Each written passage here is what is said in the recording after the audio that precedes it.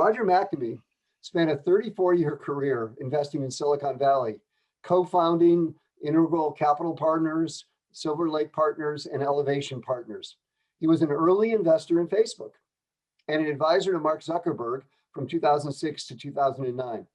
Since 2016, Roger has worked to reform the tech industry. As author of the New York Times bestseller, Zucked, Waking Up to the Facebook Catastrophe, Roger has a lot to say about how social media impacts our lives. So I'm really looking forward to what promises to be a lively and provocative discussion today. And I also recommend to everybody, go read the book. It's fabulous. With that, Roger, take it away. So thank you very much, Dean Brady, and hello to everyone. I want to just tell you how much I appreciate the opportunity to talk to you. So you have to imagine, I arrived in Silicon Valley in 1982, and I was a brand new analyst at T. Rowe Price Associates, which was a mutual fund company that was the biggest investor in emerging growth. So small tech companies were my thing. And from a public policy point of view, the tech industry was well known in those days for being just universally a good thing. It was an industry where the culture was an amalgam of that from the space program, particularly the Apollo program. So if you think about the movie Apollo 13, all those men with white shirts and ties and plastic pocket protectors earnestly trying to make the world a better place, or to at least go to the moon. That was one piece of it. And then the other piece of it was the hippie value system of Atari and Apple. And both of them were idealistic in the sense of using technology to essentially make the lives of the people who use that technology better. And that was the culture that lasted until about 2004. The industry underwent a dramatic change between 2000 and 2004. The internet bubble of the late 90s burst in March of 2000 and essentially undid everything. And the venture capital community went into retreat, stock prices collapsed, many companies disappeared. San Francisco, which for the first time had become a hub of technology, suddenly was a ghost town. And we were in this situation where the industry had to rethink its place in society, that it hyped up the internet in a way that was unsustainable, and that had not worked out, and the stock market had punished it. During that 4-year void, a series of things happened. From an industry point of view, the most important thing that happened was that one of the ground rules that had kept the industry on a good path was finally broken.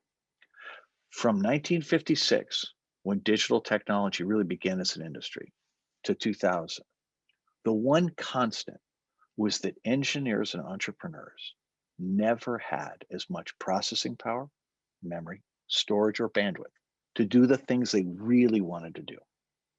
So in order to have a business, you had to find a customer and satisfy some need that was so pressing the customer would buy it now, even if it was only a partial solution. So the industry was based on this notion of small steps forward all the time. And products were limited in their scope because everything was so expensive and hard to do. Between 2000 and 2004, for all 4 categories, processing power, memory, storage, and bandwidth,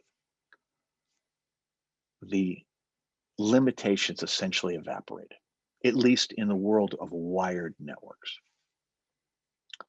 Suddenly you could design a global system. You didn't need to listen to customers. That changed a lot of things, but nobody picked up on it initially because the market had collapsed. The second thing that enabled was the creation of the predecessors to Amazon Web Services. So service companies that instead of where you could literally rent the capacity needed to build a web company, but you could rent it on a credit card. I cannot overstate how important this change was, because in the 90s, when you were doing the dot-coms, they'd have to spend $100 to $150 million on infrastructure just to launch a website. So the undertaking was not just expensive, it was expensive enough that it could only be done by seasoned people, nobody would entrust 100 or 150 million dollars in those days to a 20-year-old. You'd get somebody who'd already done it. And that limitation went away when you could use a credit card. Suddenly a 20-year-old entrepreneur could start a company with money borrowed from parents. And they didn't need a venture capitalist. They could do it with the support of an angel investor to grow the thing to some scale. So the cost of creating a startup collapsed by a factor of more than 10. And with that, the need to have experienced people. So the third thing that happened in that window was that the internet pivoted from a web, the World Wide Web pivoted from a web of pages, which is Web 1.0, to a web of people. Suddenly the focus went on to social. The first people to see the interconnectedness of these three things were the founders of PayPal, now known as the PayPal Mafia. So this is Peter Thiel, it's Reid Hoffman, Elon Musk, and the 8 or 9 others who were part of the founding team of PayPal. They initially created LinkedIn, they funded Facebook, and they brought to this new world, this world where you could create global products without listening to anybody, where you could found companies started by 20-year-olds that were all the employees that worked there came out of a dorm room where they'd all gone to college together, where you're going to focus on people and not on pages or businesses. They brought a culture with them that was not the intersection of the Apollo program and the hippie value systems. They brought an extreme form of libertarianism that basically said, each one of us is an independent economic unit responsible only for ourselves. So that's the environment that created move fast and break things. This idea that you can do whatever you want because as a technology person, you're special. And, if somebody gets hurt, well, that's their problem. And the early days of this, that move fast and break things was such a radical departure from the traditional Silicon Valley model. And the number of companies that embraced it was so small that it seemed like just something associated with a bunch of kids that they would grow out of. But by 2010, the early success of Facebook and LinkedIn, as well as Google, which adopted many of the same principles, caused venture capitalists to decide that hyper-libertarianism was a goal and that 20-somethings were the right people to hire as entrepreneurs, and that you could create companies that were based on this notion of disrupting huge industries by getting cheap Wall Street capital or cheap Silicon Valley capital and disintermediating traditional industries. So think about what happened with news for Google and Facebook, but restaurants with DoorDash and Uber Eats and all that. And so that is where the system that we have today came from. By 2010, this notion of disrupting the economy using cheap capital and data was really deeply ingrained. And where venture capitalists concluded that since the early people had certain sociopathic tendencies, that was actually something that you would embrace. And so they started to select for that kind of people. So the value system changed. In between 2000 and 2010, people were quiet about move fast and break things. But after 2010, nobody cared anymore. And so you'd start to have companies like Uber and Lyft or Airbnb, where the starting assumption was the law for whatever industry they were in did not apply to them. They would just ignore the law. And if they got caught, they would cheat. Or you get a situation like Spotify, where the premise was they were going to create a company and they were going to use data to disadvantage one of the core constituencies in the economic system that they were involved in this case, musical artists.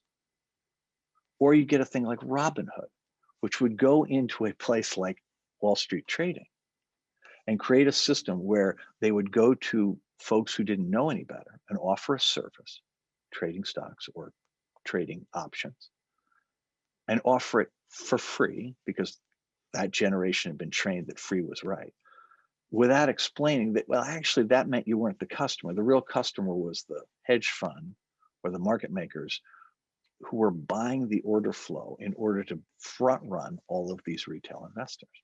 And then you would remove friction, turn Wall Street trading into a game, such that people could buy or sell their net worth or more than their net worth in a matter of seconds.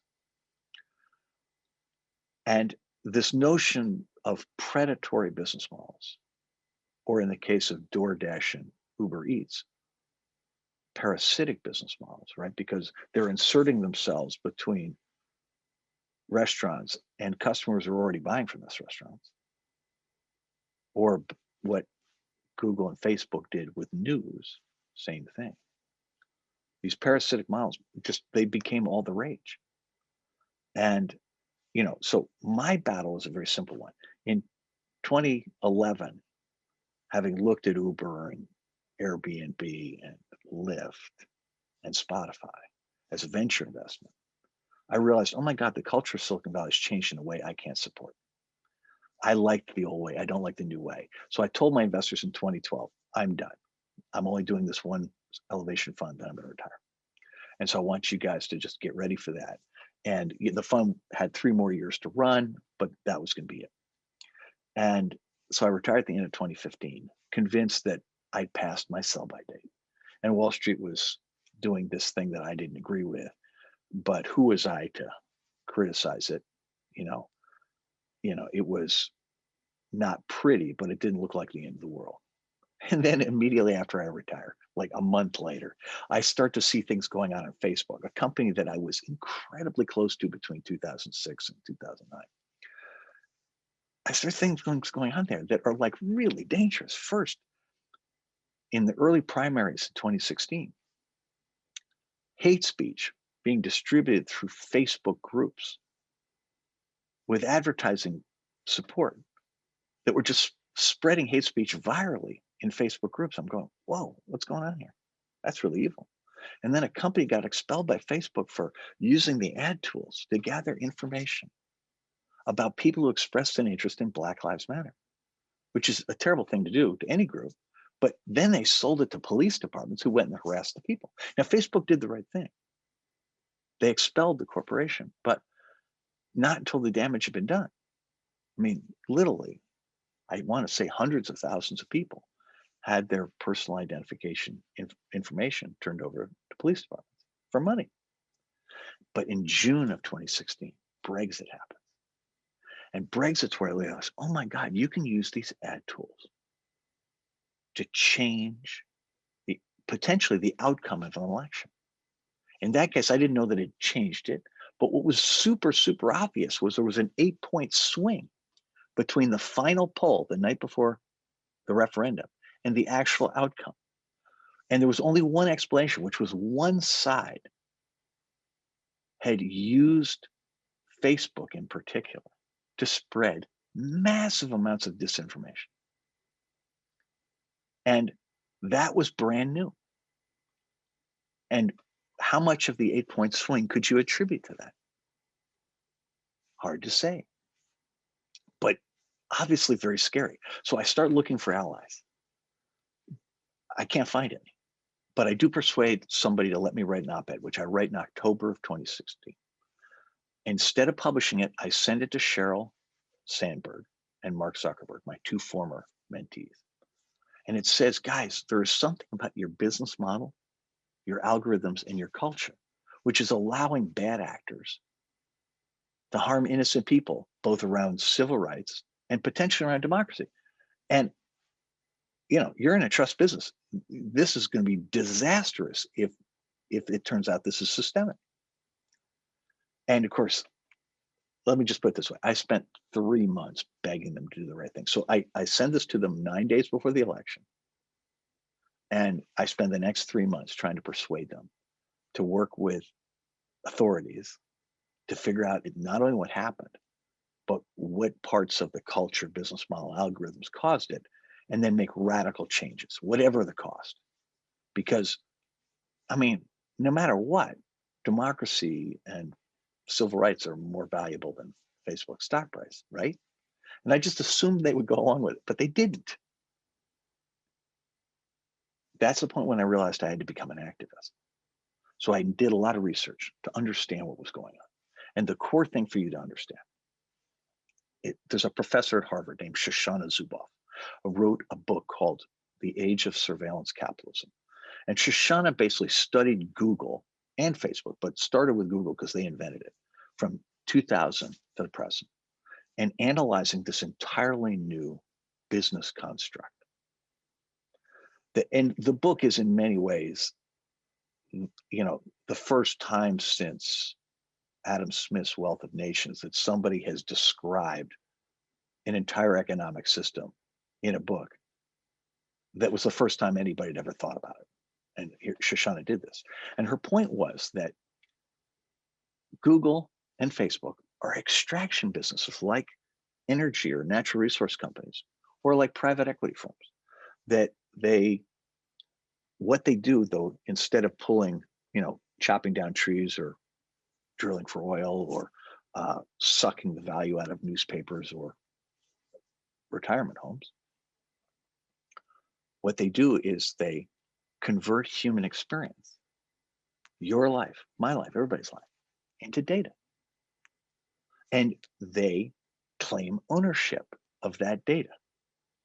And they use it to construct a data voodoo doll that is your entire life. So it's not just what you do on their platforms, it's everything you do in the real world where you touch a digital system and leave a footprint.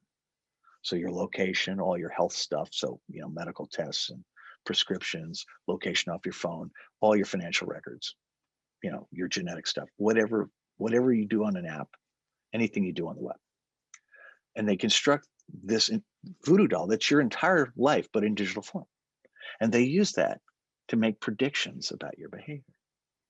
Now, they can sell that in the form of advertising, that prediction, or they can apply it directly, as they do now in some of their new businesses, as in, Amazon's work for law enforcement, or Google's work with the government on education or the military, or healthcare, or what Facebook's trying to do with cryptocurrency. So the notion here is those predictions are immensely valuable, but they then take that same data voodoo doll and construct recommendation engines. And they use the recommendation engines to manipulate behavior. And so you say, well, what do you mean, Roger? Think for a moment about the thousands of people who are dying of COVID, who are convinced as they die that COVID is a hoax, and they're dying of something else. Now, if you actually study who those people are, you discover very quickly, it's not that they're dumb, and it's not that they're poorly educated. It's that the information space that they live in is more or less hermetically sealed and is based primarily on things that are not true. Think about the insurrection. Tens of thousands of people stormed the Capitol. Every one of them convinced that the election was wrongfully decided, notwithstanding literally hundreds of recounts and 61 lawsuits to the contrary. And yet those people were convinced. And incredibly, because there's been no accountability for it, that they still believe it. And you ask yourself, well, what does that have to do with these guys? Well, the reason that COVID has been such a problem in the United States is that the president was spreading disinformation, but it was amplified really intensely by internet platforms, particularly Facebook, but also YouTube, Instagram, Twitter. And in Facebook's case, the use of Facebook groups to organize anti-vax and other conspiracy theories, the way they trigger engagement, right, is to amplify this stuff. Now, why do they do that? Their business is based on our attention. You know, the data they get in public spaces, that's the public you when you're on your best behavior. The thing that Facebook in particular can get, and YouTube to a lesser extent, Instagram can get it as well, and I think TikTok will be able to get it also, is they can find out what you're like when you think nobody's looking. So when you're outraged or when you're afraid, the real you comes out. So if they can trigger that, that is incredibly valuable because almost nobody has that data. So it turns out that what they want to do to keep you on their platform to learn more about you is they want to trigger whatever emotions get you into that agitated state. For most people, there are three types of data that do that best: hate speech, disinformation, and conspiracy theories. Not because we like them, but because our flight or fight survival instinct kicks in. We have to look. It's a matter of self-preservation. And so for those people who are in these hermetically sealed worlds, so the COVID deniers, but especially the people who stormed the Capitol, let's think about this. Every one of those people who stormed the Capitol believes in some part, if not all, of the QAnon conspiracy.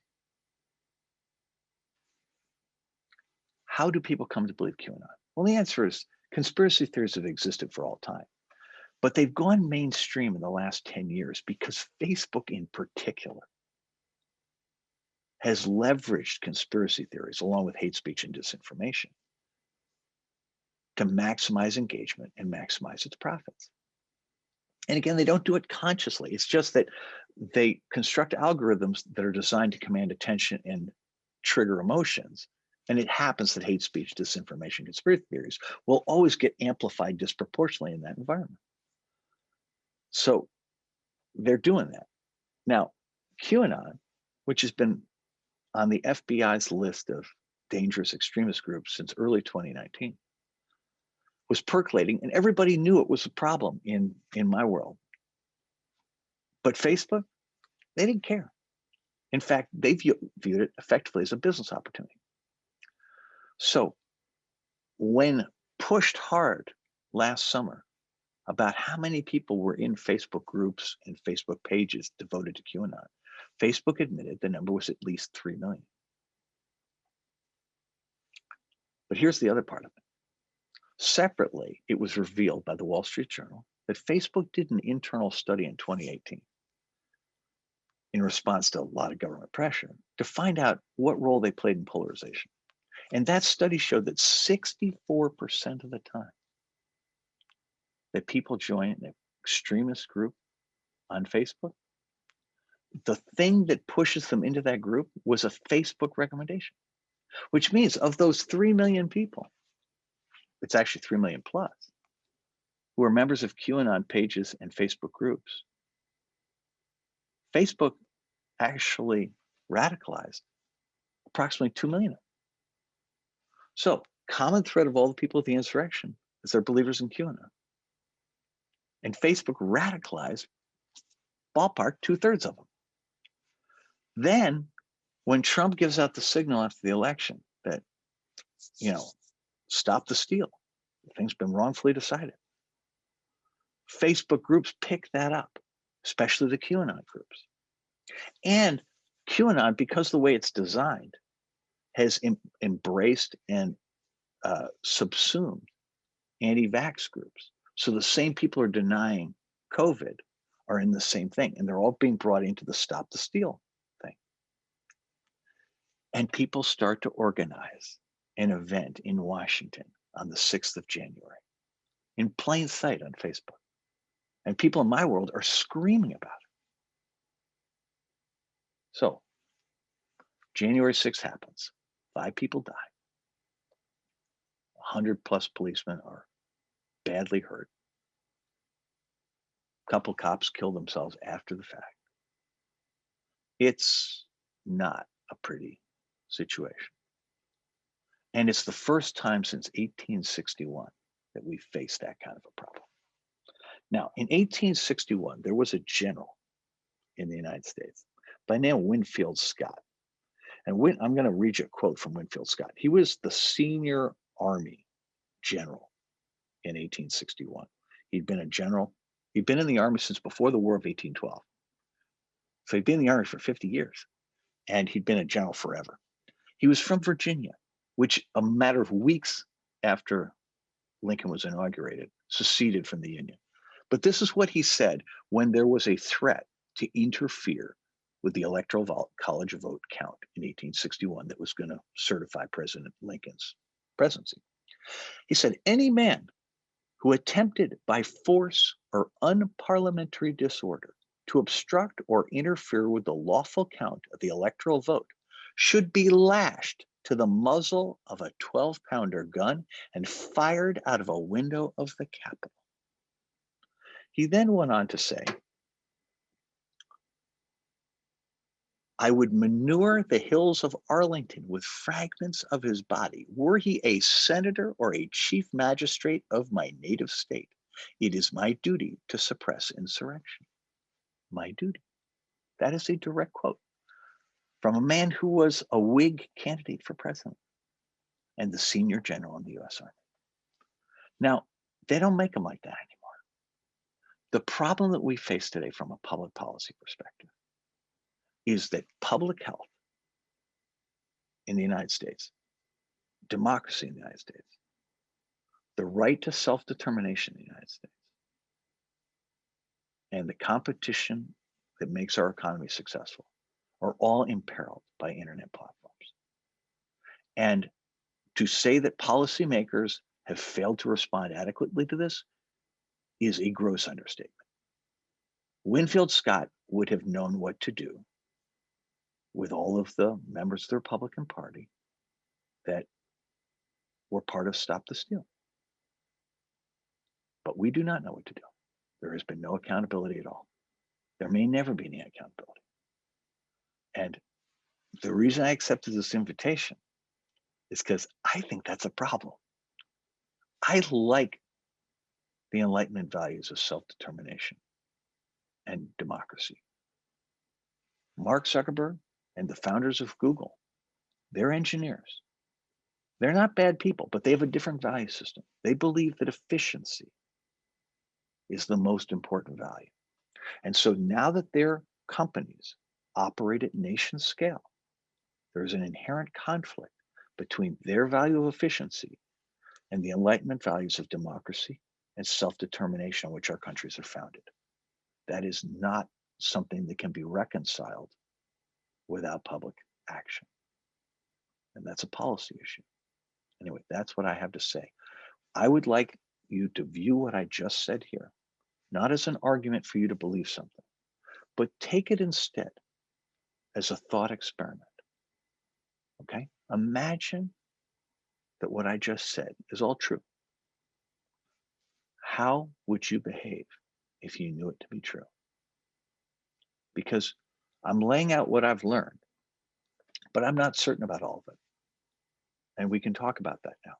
But that's our opportunity for today. Let's just engage in this thought experiment and see if we can find a way to, resolve this peacefully. Dean Brady, your floor. I want to just ask to get a framework for thinking about this as a public policy problem. And you do that very well in your book. And I want to make some analogies here. In your book, you point out that one issue with these organizations is it's like the oil barons, John D. Rockefeller, who took over all the oil companies and had a monopoly. And therefore, what they did is they stifled innovation and they essentially price gouged and did things like that. In the case of these organizations, it's often that they get information for cheap prices, and that's how they're price gouging. Even though they seem to be free, they're not really ultimately free. So that's the first thing. The second thing you point out is that, in fact, they're getting a natural resource like the oil companies or maybe the people who cut down trees got, but they're getting it for free, and that's people's private data. And they're not paying for that at all. And yet that's an extraordinary resource to have a monopoly over. And then the third thing you say is that, furthermore, as they go along, they create toxic waste very often. They create oil spills. In this case, oil spills are situations where the platform is used for things like planning an insurrection. But there's many other things that have happened to minority communities around the world, in Sri Lanka or Myanmar. Myanmar, and that these three problems, it's a monopoly. It takes a resource and gets it basically for free. And the people who should own it, us individuals, don't have control over it. And third, these organizations create toxic spills that they're not asked to clean up. In the area of public policy, we actually have laws about monopolies, about who should own things and what ownership should look like, and about what should be done with toxic spills. And I'd like you to just talk a little bit about those three areas. So I literally wrote a piece for the Washington Post last week in which I observed that the US has been faced with crises like this before, where industries that were indispensable to the country's economic viability were essentially harming people on a large scale. So the building trades in the late 19th century had an issue at the time of the fires. There were no building codes. And so essentially construction was inherently dangerous.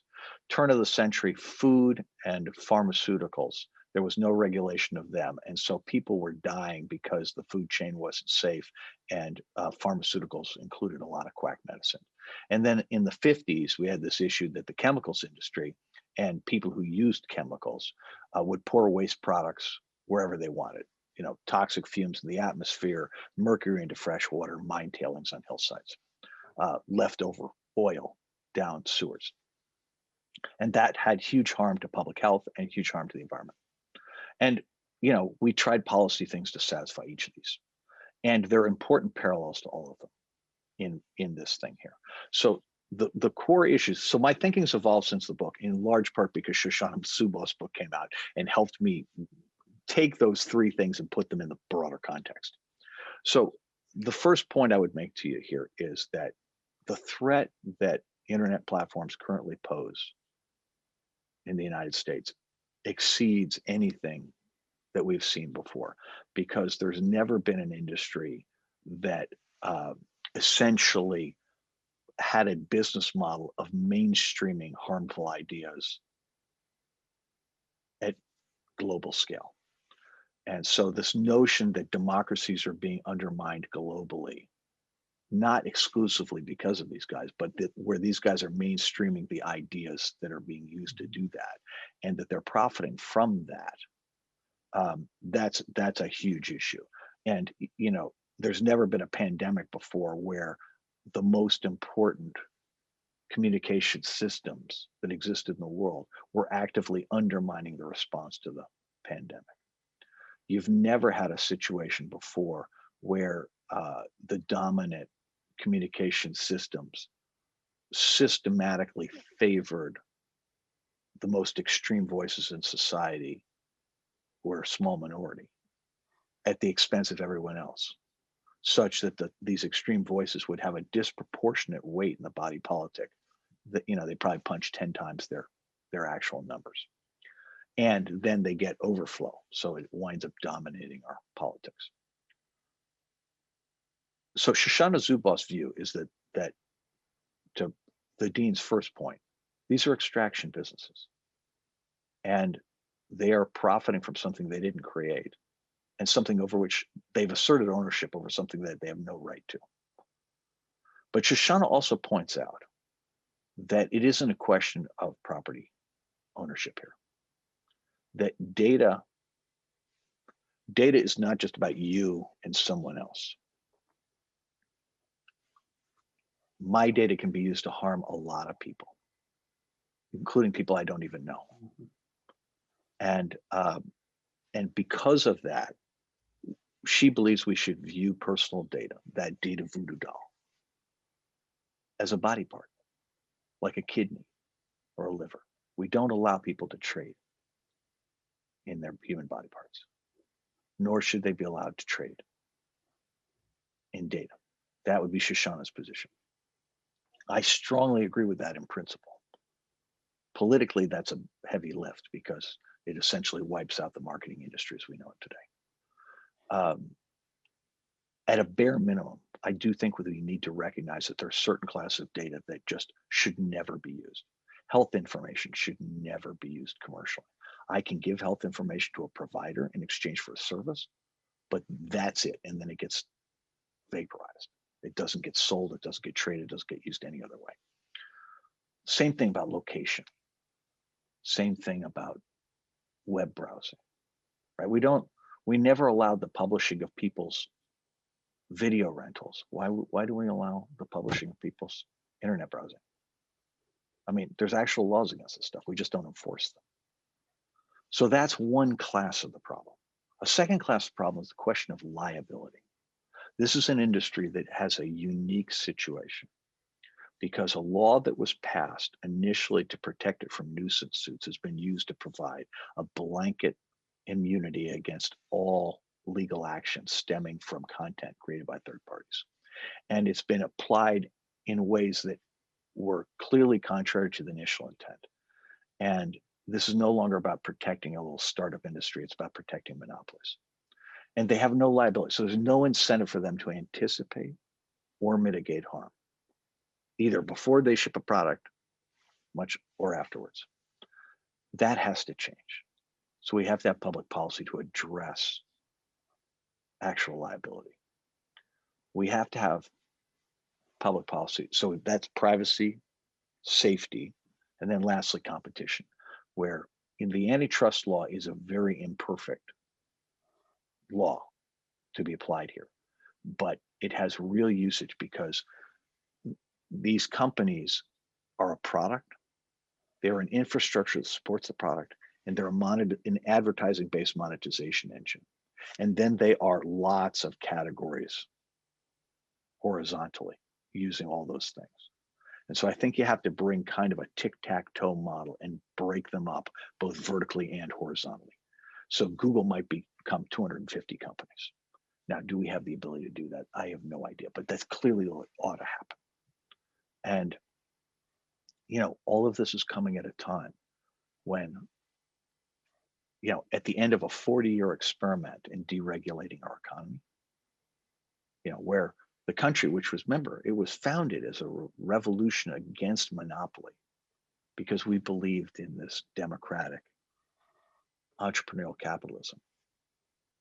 And then that worked for the agrarian age. And then when the Industrial Revolution came in, the rules changed and we needed to pass all the antitrust laws in order to reinstate that competitive level playing field. And now the information age, which coincided with this period of massive deregulation and the removal of government from its role as the gardener of the garden of capitalism, has resulted in the economy becoming highly monopolistic, highly authoritarian. And as a consequence, not a check on authoritarian government. And that's a lot to do from our current situation, given that people's trust in large institutions, including government, is at a very low level. So one of the listeners asks, what does a fair balance of continued technological development, so we want innovation, revenue generation, and user data privacy look like to you? You've started to sketch some ideas for government regulation. And I can imagine people saying, well, these are natural monopolies because networks should be big. You don't want to break up the networks. That'll be bad. And so I thoroughly disagree with that. Okay, go ahead. So let me frame the question a different way. So the problem with monopolization is that when a company has a new idea, the first instinct of these guys is to go to the people with capital and explain that the idea can't possibly survive and not to fund it. That happens routinely. And there have been literally dozens of companies acquired for pennies on the dollar because these companies first discouraged capital from going into them and then bought them and either shut them down or wind up using the product. They've bought things that were really threatening, that looked really promising, that were too late to shut down. And they have, through a period of acclimatization, trained the venture capital industry and entrepreneurs to steer away from their core markets and into places that are, shall we say, noticeably more capital intensive and less interesting, like cryptocurrency, or at least less economically valuable. So anybody says, what do I think innovation looks like? Real simple, reverse the architecture. These guys are hyper centralized. Everything's in a cloud. Everything is centralized. Everything's controlled. What if every function you had, instead of operating off of a cloud thing, operated off of a server that was in your phone? Let's start with email. I use a product called Signal. It would be incredibly straightforward to create a Signal style email product. Immensely valuable. That way Microsoft and Facebook, or Microsoft and Google, can no longer scan emails. Right? That would be a really interesting product. And you could do that with literally every single thing you do today. Now, would you say, would that be innovative? I'd say, well, gosh, if you're completely protecting my privacy and I'm not giving up any data, that seems really innovative to me. If I can have all the things I like from today's internet without giving up any data, that seems like a big step forward. But what's weird is if you put everything in here, you can probably do a whole bunch of things that don't make any sense in a cloud environment. And there's a whole class of problems, like the ones created by the SolarWinds hack, which is the thing that has basically exposed all of our government systems and our big corporate systems to the Russians and Chinese, basically making those systems transparent and incredibly vulnerable, all because they used highly efficient and therefore totally insecure technology. That same principle can be applied there. You know, what I'm saying here is we've optimized everything for the last 40 years for shareholder value and efficiency. I don't think those are the only things you could optimize for. I think you could optimize for everybody being employed, everybody being healthy, everybody being happier. You could have security. You could have control, privacy. I mean, there's a gazillion things you could optimize for, all of which would create great businesses and all of which would result in, you know, different levels of innovation. And, you know, again, it's like we're kind of in a Stockholm syndrome, you know, 40 years in this one environment, but 20 years under the power of Google. And we've forgotten that it can be different. But of course it can. And in fact, in your book, you talk about how AT&T was thought of as a natural monopoly and that breaking it up would be a bad idea. And in fact, when it was broken up, a lot of innovation occurred. So there is an argument to be made. Well, let me actually run the history. In 1956, first AT&T consent decree forces them to divest the computer business. So it creates the separate computer industry in the United States, uniquely in the world. IBM, all that. But it also takes the transistor and puts it in the public domain, which literally created Silicon Valley. Then the IBM case in the 60s creates a separate software industry, which leads to the personal computer industry. Carter phone was a FTC case that uncoupled telephony hardware from the network. So suddenly you had a hardware business. Then the second AT&T case, the one that broke them up, creates the internet, accelerates cellular telephones. And the Microsoft case creates Google and the second generation internet. Now, the mistake in all those cases was that the cases didn't go nearly far enough, and every one of those companies came back. You know, so what it was they bought time with those cases. That's why we have to go after the fundamental root issues. We can't, antitrust, the way I would describe it is antitrust is a way to buy yourself time, but it doesn't actually solve any problems. So, by the way, one of the reasons you could. By the way, we need Henry. We need time. Okay, so right. I'm all in on antitrust. We can't view that as the only way, only tool in our. So, by the way, one of the reasons you could put more in the phone now is because technology keeps getting more and more powerful, and so you could put more storage in that phone than you could even 10 or 20 years ago. So that would be a way to actually get rid of the cloud, or at least reduce the role of the cloud. Another audience member says, is there a way for Facebook to return to its early days when it was a pleasant place for people to freely connect with others, or is there no going back? And I think that gets at some of the ideas you have in your book about that maybe it might be possible to do that. Oh, of course it's possible. In fact, when I went to Mark on October 30th of 2016, I'm just saying, dude, be the hero in your own story. Right? That's the message I've had for the last 5 years. And Mark has total control. And they didn't start off with a harmful business model. The business model does the harm began in 2013. And, you know, it took them from 2000 and 2007 or 2008 to 2013 to be able to figure out how to apply surveillance capitalism to their kind of business. And Mark has total control. Of course they could do it. I mean, the problem we have here is, as you just saw in Australia, Mark's basic position is I'm twice the size of China and no country can tell me what to do. Now, the good news here is that the Texas antitrust case, which is 10 states, if it gets federalized, could be made into a felony Section 1 case, which means it would carry with it prison sentences for the key executives. And it's a really easily provable case. If what is alleged is price fixing, but there's actually a ton of evidence of it. And that would change the negotiating position. That would make it create the incentives for Mark and others to be more cooperative. There's also a chance to do the same thing with securities law because they've been grossly overstating ad views, ad duration, and user counts, which means they've also been overstating their revenues. And in that case, again, the jail sentences with that get to be really big. That's Enron territory. And so they have broken the law. Well, let's put it this way. I would allege they have broken the law. I can't personally prove it, but there are cases about that are in process. And from my point of view, I don't want to see them in jail. What I want to see them do is fix the problem. And but at the end of the day, they've had a lot of opportunities and they have resisted them. Let's talk a little bit about the relationship between these companies and the news media. The initial relationship was that, in fact, they crowded out a lot of the sources of revenue for the news media, both the want ads and advertising. And now the question is how can we revitalize the media? One idea would be for the tech companies to pay more for the content provided by the media.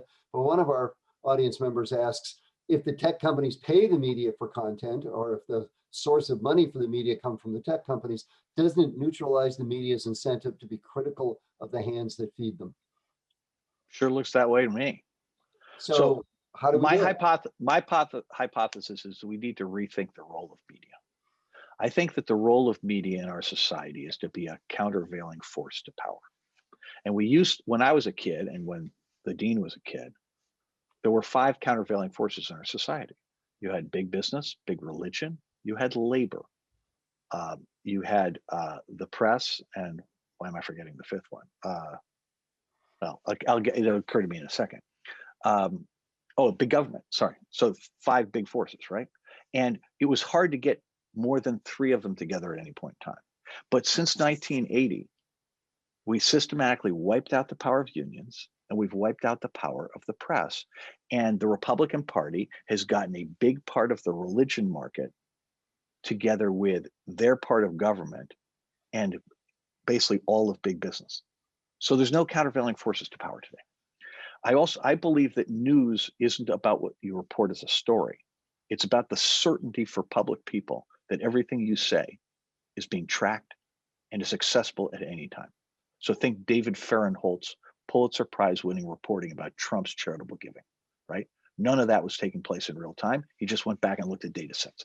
So the thing I've proposed to Wikipedia and to Apple is that we create a system that essentially the old news media, the thing we can't get back, was based on having a monopoly of local advertising.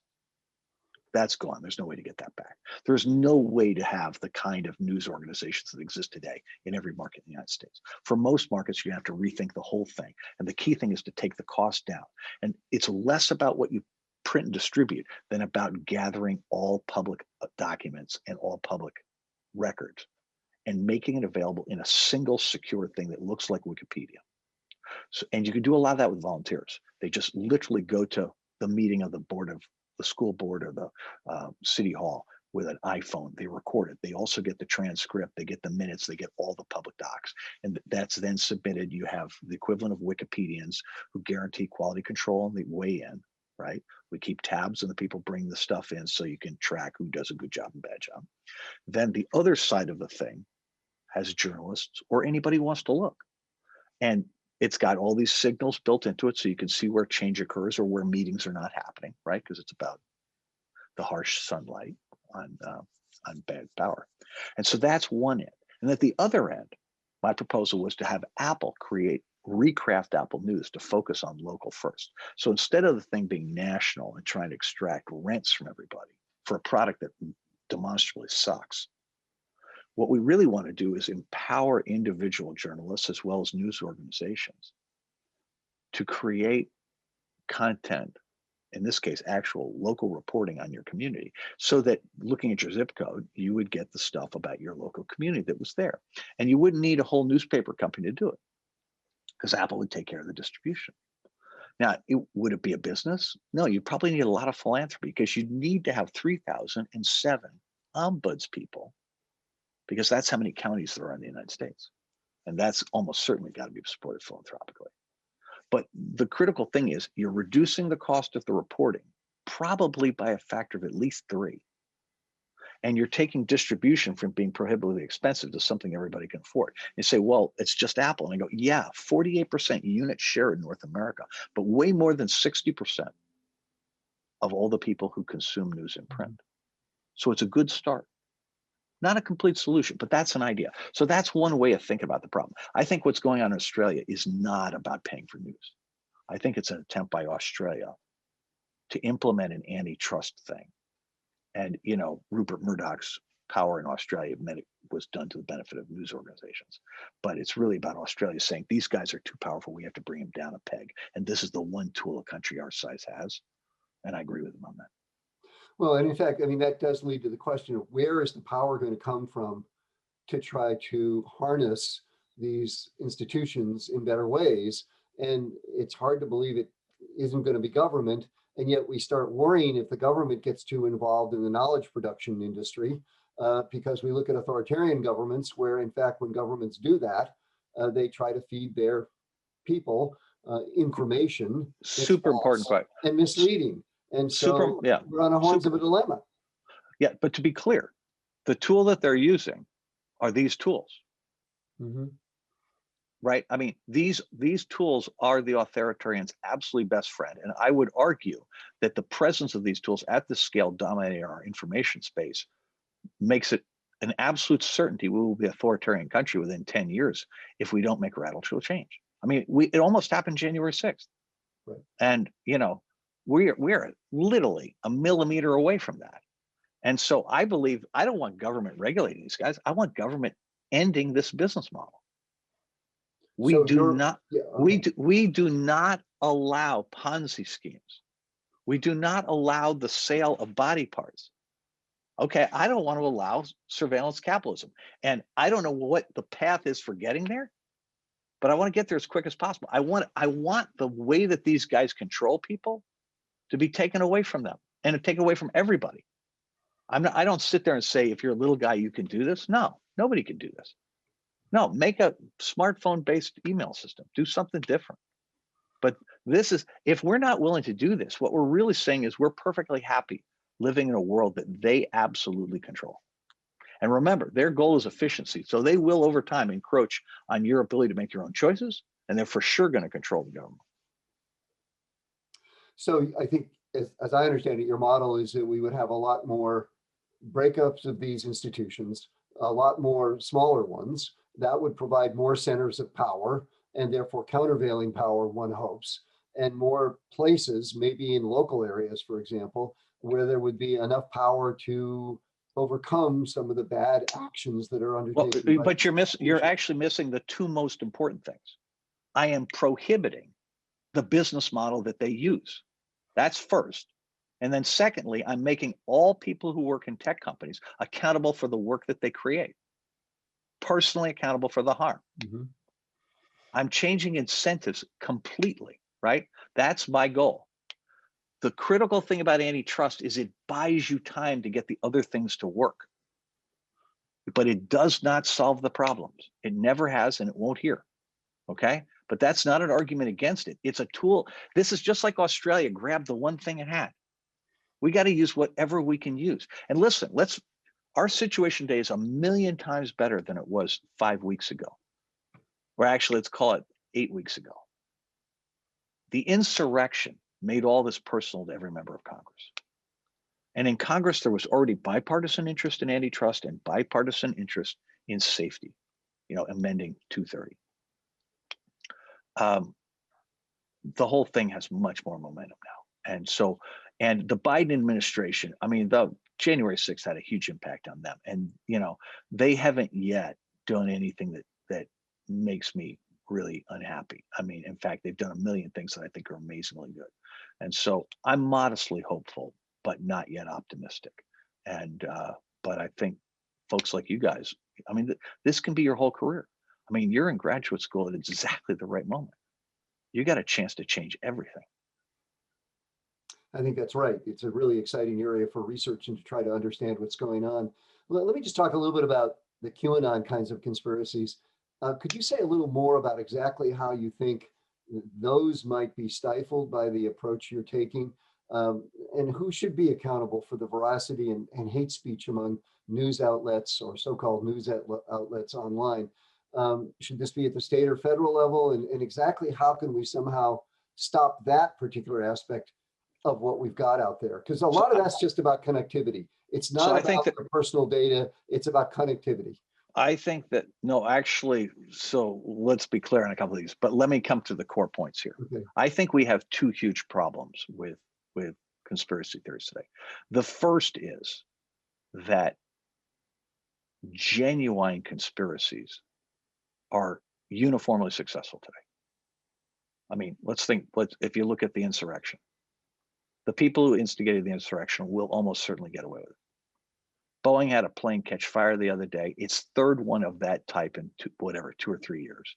It previously had the 737 MAX. Both of those are the result of conscious management choices. No accountability. 2008, Wall Street destroyed the US economy. No accountability. 2000, whatever it was, 4 to 2008, the CIA did torture in Iraq. No accountability. So genuine conspiracies are out there. So it's really understandable why people would find conspiracy theories believable in this environment, because the real thing is everywhere. We have no accountability in our society, and it's killing us. The second problem here is that I don't think there's any way to kill conspiracy theories. What you want to do is get rid of the algorithmic amplification of them for profit, which is why you have to go after the root cause of surveillance capitalism. You have to get less data, so it's harder to target people, and then you have to take away the ability to amplify hate speech, disinformation, conspiracy theories for profit. Again, don't think about this in terms of like we're going to create an FDA or we're going to create, a Securities and Exchange Commission. I mean, these guys are way too smart for that. Things change too rapidly. It's just too easy to get regulatory capture. No, what they're doing is obviously wrong. There's no way to regulate it and make it safe. You have to get rid of it.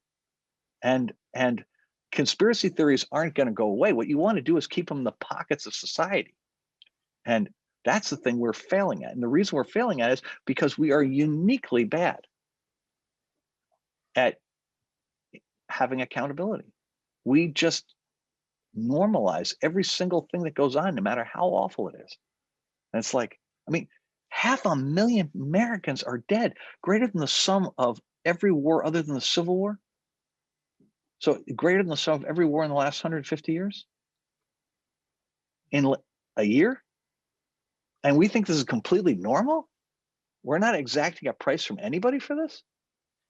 I mean, what the hell is wrong with us? I mean, seriously, we have lost the ability to govern ourselves.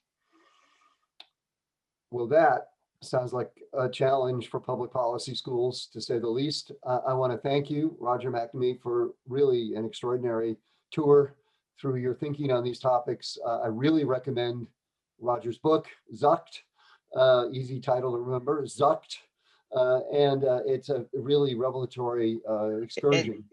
Thank you.